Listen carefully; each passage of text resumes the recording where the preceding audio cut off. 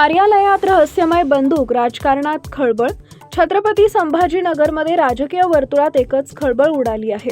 विधान परिषदेचे भाजप आमदार संजय केणेकर यांच्या कार्यालयात एका बॅगमध्ये बंदूक आढळून आल्याची धक्कादायक घटना समोर आली आहे. ही बंदूक नेमकी कुणी ठेवली, कुठून आली आणि तिचा उद्देश काय होता याचा सखोल तपास आता पोलीस करत आहेत.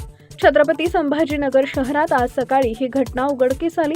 आमदार संजय केणेकर यांच्या कार्यालयात कर्मचाऱ्यांना एका संशयास्पद बॅगची माहिती मिळाली. बॅग उघडून पाहिल्यानंतर त्यामध्ये बंदूक असल्याचं दिसून आले आणि कार्यालयात एकच खळबळ उडाली.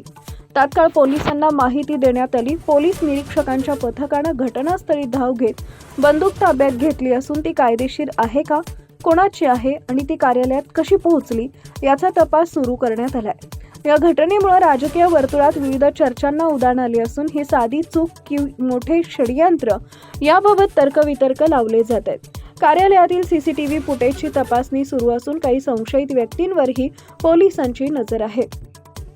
कार्यालयात सापडलेली ही बंदूक नेमकी कुणाची आणि कोणत्या हेतूने आणली गेली याचा उलगडा पोलीस तपासानंतरच होणार आहे. मात्र या घटनेनं छत्रपती संभाजीनगरच्या राजकारणात खळबळ मात्र निश्चित उडाली आहे. टाइम्स ऑफ महाराष्ट्र जिल्हा प्रतिनिधी रवींद्र खरात यांचा रिपोर्ट.